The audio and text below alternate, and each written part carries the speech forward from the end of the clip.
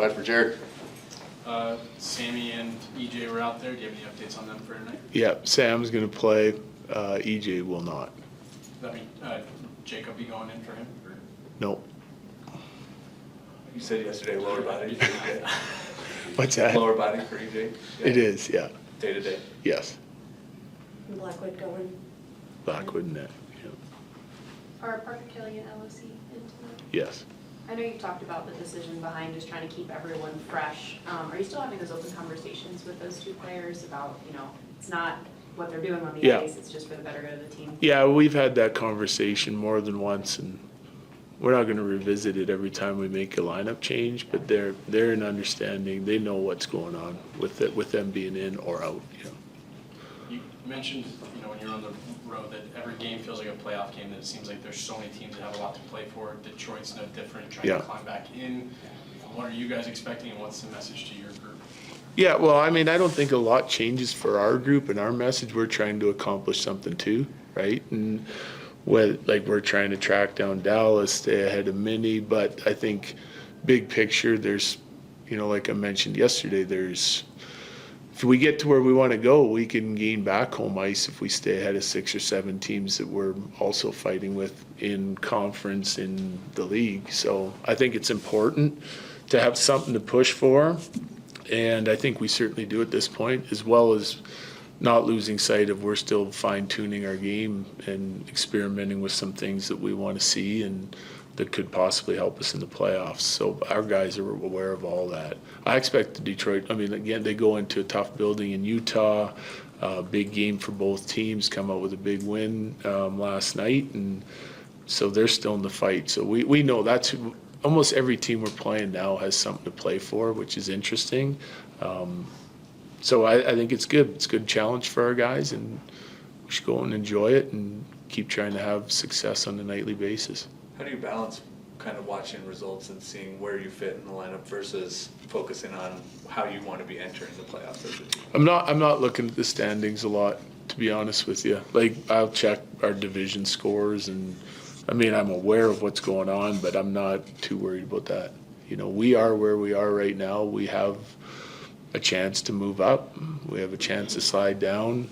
I'm more focused on the way we're playing and some of the things that we're trying to focus in on, improve on, and then still maintain some other areas of our game and not lose sight of them. So yesterday we talked about our segment 7 and how much improvement we made on the defensive side of things, breakouts, managing the puck on our half of the rink. We got some really good numbers and information that kind of matches the eye test. So we're pretty happy with the way it's going, and we want to make sure that we're sort of getting to our game for 60 minutes. We've had a couple lulls in some of these games, Calgary, just last game, obviously Montreal. So we want to make sure that we're handling some of those pushes from teams and turning the momentum back in our favor. Starting to talk about things like that. If things get hairy and go sideways, how do we handle it? And what are some of the things that we can do at and away from the puck that will help us get through some of those moments and sort of turn things back in our favor? You talked about how Charlie Coyle has helped Ross Colton's game lately. Yeah. What is Jokivi Rata done on that line to complement what they're doing? He's the steady. I feel like Kivi's game started at a really high level this year, kind of picked up where it left off last year's playoffs in second half of the year, and he's been there all year, and so that leads to more scoring opportunities. He's putting the puck in the net more, but I do think it's nothing special.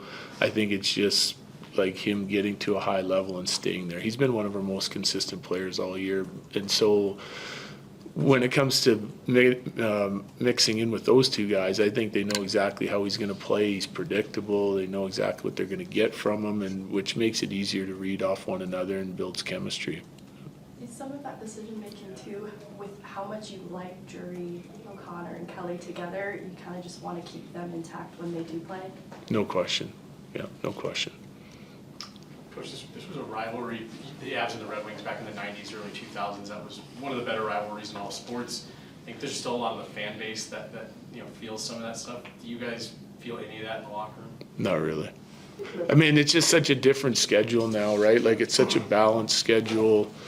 I mean, we only see them twice, and it's few and far between, right? Like months apart, and so I just don't. I think some of those rivalry days, like now, I think a rivalry is built on facing each other in the playoffs over and over and over. Like you could see LA and Edmonton go at it again this year. Like that's going to be 4 years in a row they played in the playoffs. So there's going to be some feelings there, and there's going to be like that's how I think they're built now. Yeah. Last one? Okay, thank you. Thanks. From your perspective, the team's road trip, just kind of overall thoughts on it. Yeah, really good. I thought, even in Toronto we played well, so to get 4 or 6 points on the road there was big, and looking to continue into this homestand here. Do you know if you're playing tonight?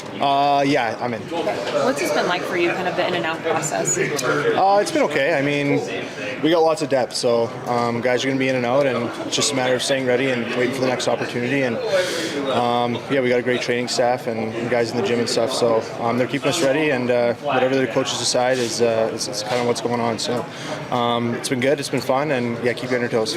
From a mental standpoint, how do you stay ready in moments like that? Yeah, I think obviously it's tough. You don't know what's coming in, but you just have to prepare like you're playing every day, and whether you come in and see your name on the board or not, you're taking the exact same approach. So just be a good teammate, come in with lots of energy, and just stay ready. I know Jared has mentioned with you and OC kind of sitting out, taking turns in rotation, that it's definitely not about your play, it's just about the depth and getting everyone warm. What have those conversations been like with him for you? Yeah, it's been good. He keeps it pretty honest, and it's been. He's a really good communicative coach, so we know where we stand, and like I said, there's rotation, and I mean that means we have great depth. So we got 14, 15 guys here on the forward ends that can play any night. So it's just a matter of what the coach is deciding, and like I said, you just got to come in, approach every day the same, bring energy, bring life, and not be down. This time of year, every team you're going to be facing will be giving you their best, right? Especially this Detroit team who's a little desperate for points right now. How do you approach handling that? Yeah, I think, I was on a team in Ottawa where, you're out of the playoffs, and you walk into a team like Colorado or, Florida or someone who's high up in the standings, you want to give them their best. And I think I felt that a lot this year just with, teams coming in, and they might be lower in the standings, but that doesn't mean they're going to give us a game. So we always got to be ready, approach every game like, we're playing the best team in the league, and just continue with that. Thanks. Yeah. Those moments. That one felt nice. I think a couple chances in the first few games. I didn't really have anything to show for it offensively, so at the same time, I knew it was a matter of time.